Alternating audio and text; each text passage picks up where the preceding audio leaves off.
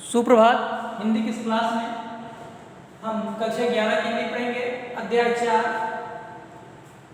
रचनाकार गोस्वामी तुलसीदास है, जिसके पाठ का नाम भरत महिमा।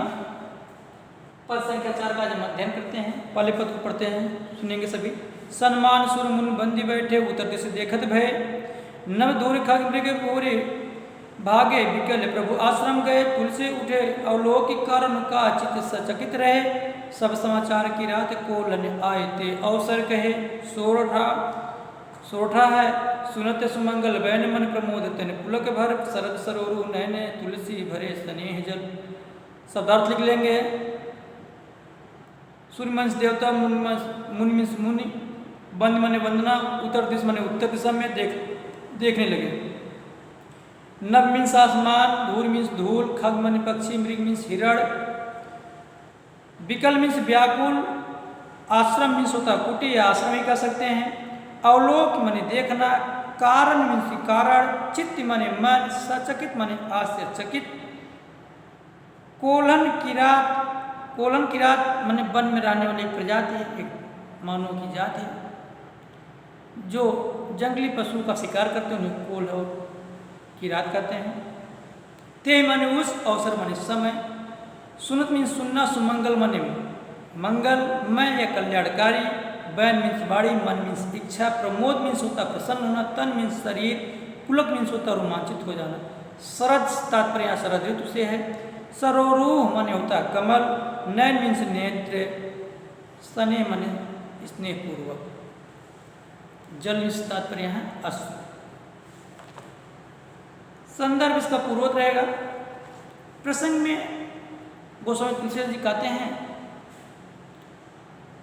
कि हमने पीछे आपको बताया था कि सीता जी के स्वप्न को जब भगवान राम ने सुना तो लक्ष्मण जी से कहते हैं कि सीता जी के द्वारा देखा गया स्वप्न जो है किसी अनहोनी की ओर संकेत कर रहा है, यह शुभ समाचार नहीं है, यह अशुभ संकेत की तरफ इशारा कर रहा है। तो अशुभ कार्य की तरफ या अशुभ आने वाले समय की तरफ संकेत दे रहा है। यही कहते हुए भगवान श्री राम नहाने चले जाते हैं। वहाँ पर नहाने के बाद शिव की पूजा करते हैं। पूजा करने के बाद देवता और साधुओं को मुनियों और साधुओं के सम्मान करते हैं। अब आगे यहीं से है कि सन्मान सुर मुन बंदी, उत्तर दिशा देखत भय। गोस्वामी तुलसीदास जी कहते हैं भगवान श्री राम स्नान करने के बाद देवता और मुनियों की वंदना किए। देवता और मुनियों की वंदना करके बैठ जाते हैं और बैठ करके उत्तर दिशा की तरफ या उत्तर दिशा की तरफ या उसकी ओर देखने लगते हैं। उत्तर दिशा की ओर देखने लगते हैं या उत्तर दिशा की ओर बैठ जाते हैं। भगवान श्री राम मुनियों और देवताओं की वंदना करके उत्तर दिशा की तरफ मुंह करके बैठ जाते हैं और उत्तर दिशा की तरफ ही देखने लगते हैं। नल भूर खमृग भूर भागे विकल प्रभु आश्रम गए। देखते हैं कि उत्तर दिशा में आसमान पूरा धूल से भरा हुआ है, धूल से दूषित हो चुका है और पक्षी हिरण सभी व्याकुलता के साथ भगवान राम के आश्रम की तरफ भागे चले आ रहे हैं। अगर न समझ आए फिर सुन लेंगे।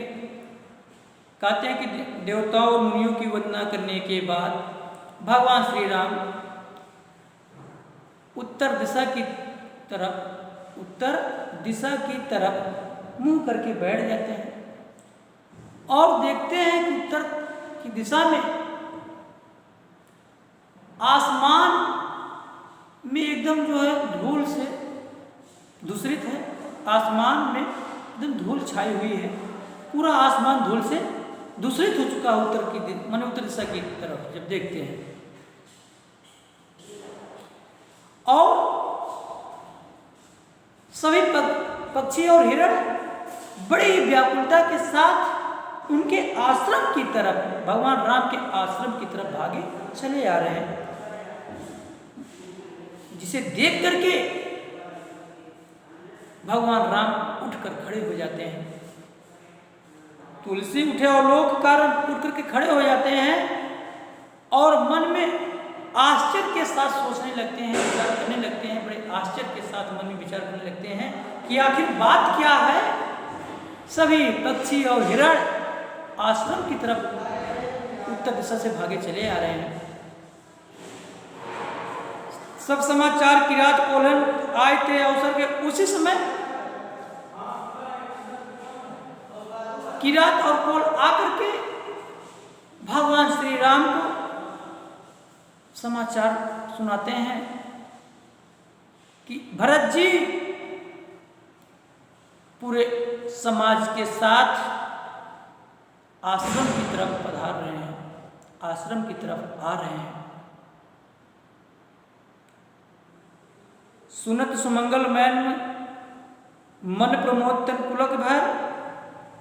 गोस्वामी तुलसीदास जी कहते हैं कि भगवान राम जब कोल और किरात के मुख से इस प्रकार की मधुर या सुंदर वाणी को सुनते हैं कि भरत जी पूरे समाज के साथ आश्रम की तरफ आ रहे हैं, तो वे आनंदित हो जाते हैं, बहुत ही आनंदित हो जाते हैं। भगवान राम बहुत आनंदित हो जाते हैं और उनका शरीर रोमांचित हो जाता है एवं पुलकित हो जाता है, रोमांचित एवं पुलकित हो जाता है।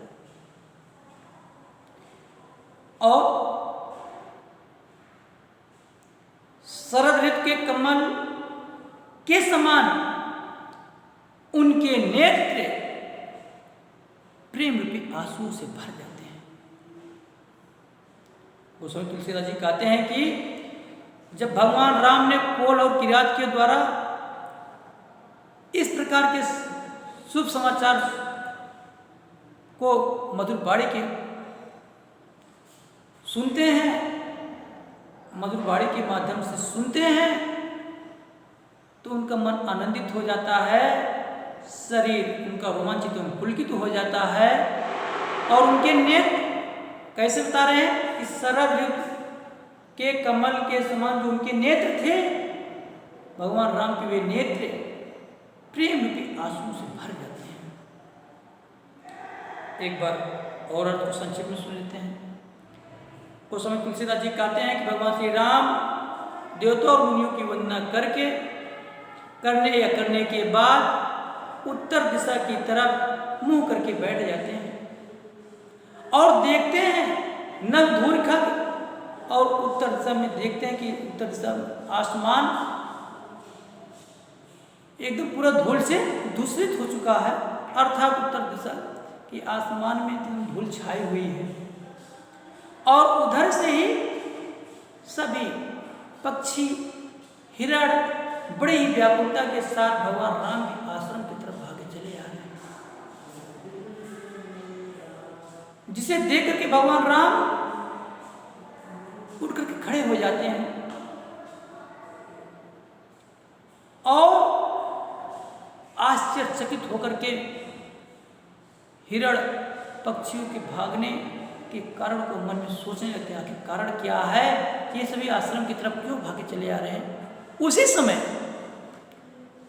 जिस समय सोच रहे हैं, उसी समय किरात और कोल्हन आकर के भगवान राम से भरत जी के आने की सूचना देते हैं। इस प्रकार की मधुर वाणी को जब सुनते हैं भगवान राम, तो उनका मन आनंदित हो जाता है, वे बहुत ही आनंदित हो जाते हैं, उनका शरीर पुलकित एवं रोमांचित हो जाता है तथा शरद ऋतु के कमल के समान उनके जो नेत्र हैं, वे नेत्र प्रेम रूपी अश्रु से भर जाते हैं, प्रेम रूपी अश्रु से भर जाते हैं। धन्यवाद। वीडियो बहुत लंबी हो जाएगी, इसलिए आज इतने ही पढ़ाया जाएगा।